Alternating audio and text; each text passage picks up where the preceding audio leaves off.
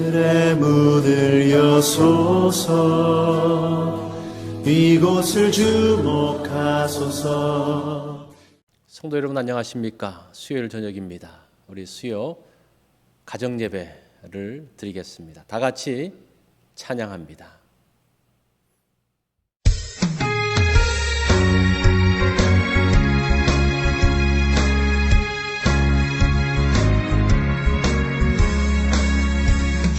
주랑모하는 자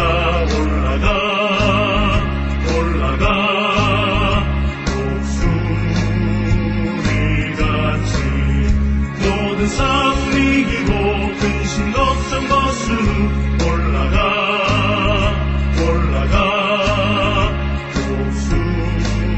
독수리같이 주왕모하는 자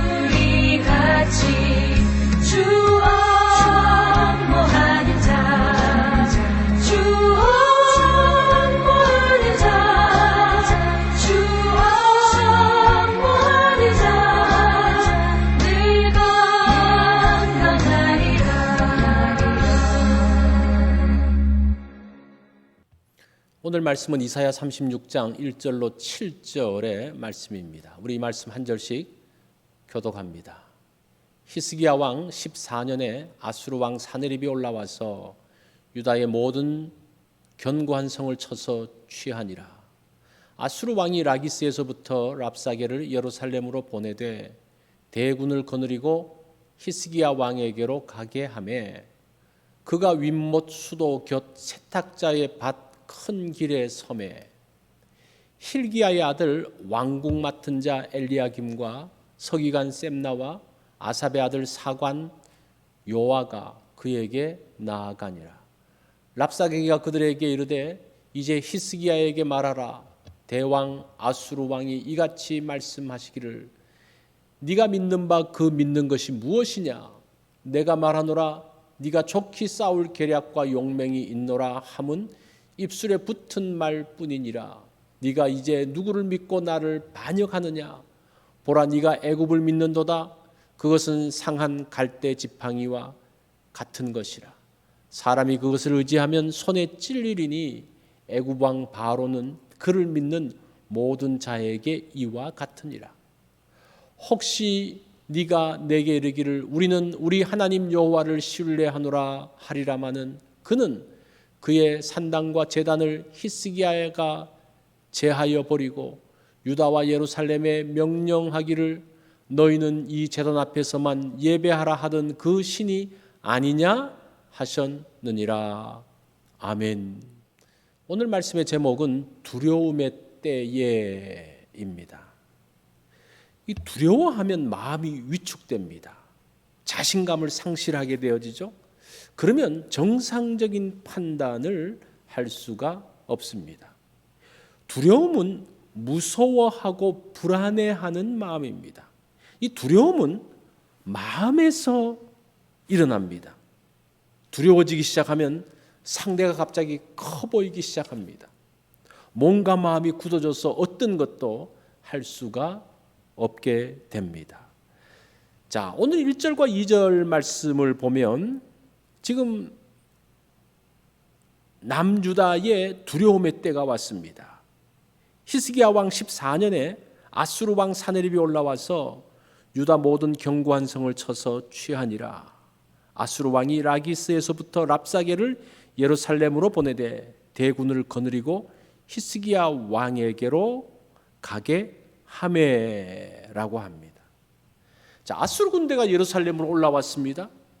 아수르는 북왕국 이스라엘을 무너뜨린 나라죠. 당시 강대국이었던 아람마저도, 지금의 시리아죠. 시리아마저도 무너뜨린 나라입니다. 이제는 남왕국 유다 마저 정복하려고 옵니다.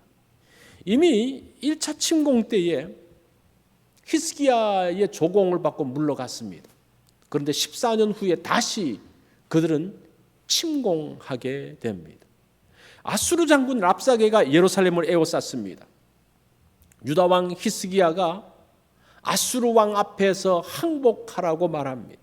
그러면 목숨은 살려주겠다라고 이야기를 하죠. 11절 말씀을 보십시오. 이에 엘리야김과 셈나와 요아가 랍사게에게 이르되, 랍사게에게 이야기합니다.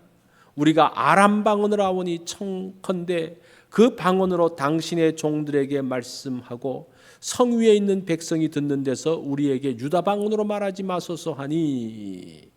자, 유다 지도자들이 두려움 가운데 빠졌습니다. 지금 이 랍사게가 와가지고 지금 말하는 거예요. 말로 하나님을 조롱하고 왕을 조롱하고 그것을 아수르 말이나 그 당시 국제 공용어였던 아람 말로 하지 않고 히브리 말로 하기 시작합니다. 그래서 그 성의 모든 백성들이 다 듣게 됩니다. 그러니까 이 지도자들이 와가지고 뭐라고 말하는 거 아니? 그런 말을 히브리 말로 하지 말고 국제 통용어로 말하라고 하는 상황이에요. 이 얼마나 지금 기가 막힌 상황이 펼쳐지고 있습니까? 아수르 군대 앞에서 어찌할 바를 알지 못합니다. 하나님을 조롱하는 말을 해도 한마디 말하지 못합니다. 이 랍사게가 자신들이 하나님의 뜻을 따라서 왔다고 이렇게 방자한 말을 합니다. 그 말에 유다 지도자들은 할 말을 잃습니다. 두려움이 예루살렘을 짓누르고 있습니다. 이 두려움은 전념성이 강합니다. 두려움은 생각을 통해서 발전하고 서로 이야기하면서 두려움이 극대화되어집니다. 그러면서 사람들은 파괴적인 행동을 하게 됩니다. 성이 포위당했을 때의 적군에 의해서 무너지기보다는 많은 경우 두려움 때문에 자중질환으로 성이 함락됩니다. 위기가 누구의 때문인지 누구 탓하고 그러면서 비난하면서 그 성 내에서 내분이 일어납니다. 서로 의견이 나누어지면서 아군끼리 적대시합니다. 그리고 자신이 살기 위해서 왕의 목을 베어서 적장에게 갖다 바칩니다. 그러면서 성이 함락됩니다. 이게 두려움에서부터 시작되어진 것입니다.